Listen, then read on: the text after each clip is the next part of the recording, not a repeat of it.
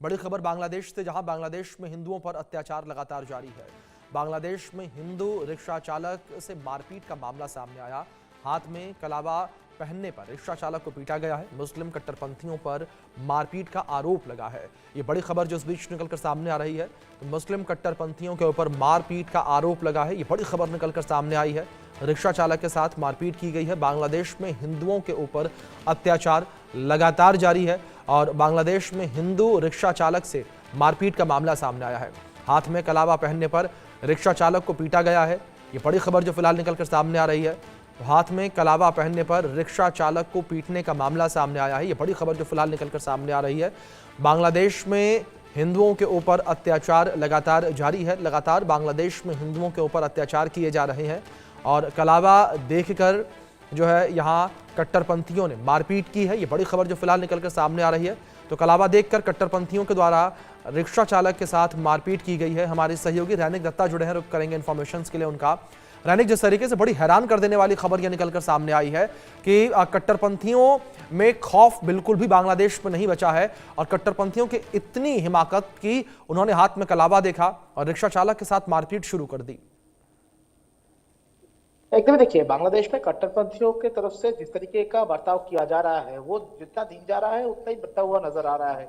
2 दिन पहले जिस तरीके से दीपू चंद्र दास को पीट कर हत्या किया गया था, उसके बाद बीच सड़क पर उनको पेड़ से लटक कर उनको जिंदा जला दिया गया था। उसके बाद इस घटना में करीब 2 दिन बीता है। इस घटना में अभी तक 10 लोगों का गिरफ्तारी हुआ है, मगर उसके बावजूद भी बांग्लादेश में जो कट्टरपंथी राज वो अभी भी जारी है। कट्टरपंथियों की तरफ से जिस तरीके से आज एक रिक्शा चालक के ऊपर हमला किया गया है। रिक्शा चालक का दोष क्या था? रिक्शा चालक हाथ में कलवा पहने थे और इसको लेकर जो मुस्लिम कट्टरपंथी है उनके तरफ से पहले कहा गया कि इनको उतारने के लिए। वो जब राजी नहीं हुए, उसी वक्त उनके साथ हाथापाई में जोड़ दिया गया और हाथापाई करते करते इनको ये जो हिंदू रिक्शा चालक है इनको बीच सड़क पर फेंक कर पीटा गया है। जैसे कि आरोप है कि इनके हाथ में जो कलावा था, उस कलावा को वो लोग बर्दाश्त नहीं कर पा रहे थे और इसी वजह से वो लोग कह रहे थे कि इनको खोलना पड़ेगा। और ये जब राजी नहीं हुए, ये रिक्शा चालक जब राजी नहीं हुए थे, तभी उनके ऊपर हमले का घटना घटाया गया।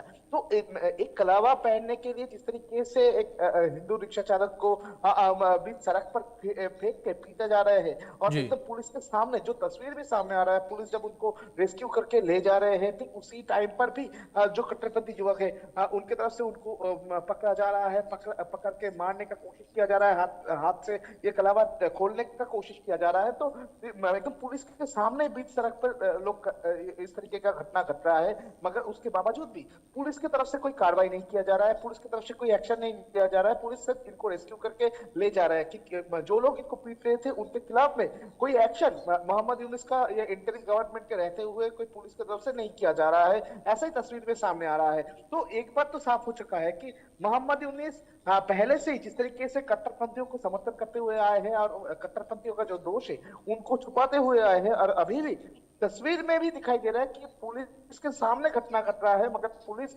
उसमें इनको रेस्क्यू कर रहे हैं, मगर जो लोग इनके साथ बुरी बर्ताव कर रहे हैं, इनको पीट रहे हैं, उनके खिलाफ में पुलिस कोई कार्रवाई नहीं कर रहे हैं। तो एक बात साफ हो चुका है कि अभी बांग्लादेश में फिलहाल बिल्कुल रैनिक, लेकिन दूसरी ओर जिस तरीके से कार्रवाई को लेकर बात करें, अगर हम वहां की अंतरिम सरकार यानी कि मोहम्मद यूनुस को लेकर बात करें, वो किस तरीके से रिएक्ट करते नजर आ रहे हैं? क्योंकि आने वाले दिनों में बांग्लादेश के अंदर चुनाव होने हैं और ऐसे में इतनी हिंसा बढ़ती नजर आ रही है और लगातार जो अल्पसंख्यक है उनके साथ दुर्व्यवहार किया जा रहा है।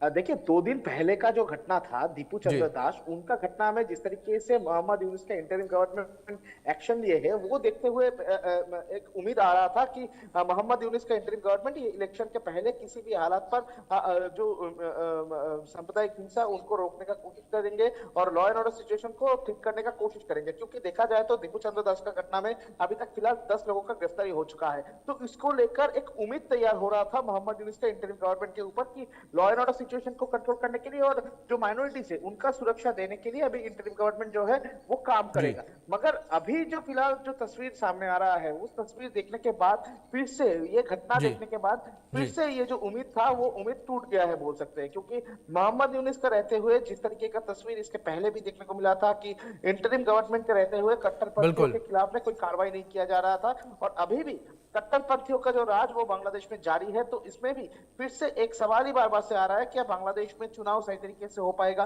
क्योंकि बांग्लादेश का जो परिस्थिति है, एक तरफ प्रोटेस्ट चल रहा है, दूसरी तरफ माइनॉरिटीज के ऊपर लगातार हमला हो रहा है, पुलिस की तरफ से पुलिस प्रोटेक्शन देने पर भी नाकाम रहे हैं। तो ये सिचुएशन में बांग्लादेश में इलेक्शन होना कितना पॉसिबल है, कितना सही। बिल्कुल रैनिक, जाहिर तौर पर जिस तरीके से आपने जिक्र किया, बांग्लादेश में स्थितियां जो है बड़ी विपरीत लगातार बनी हुई नजर आ रही हैं, और इन विपरीत परिस्थितियों को, इन हालातों को जो वहां की अंतरिम सरकार है वो काबू नहीं कर पा रही है।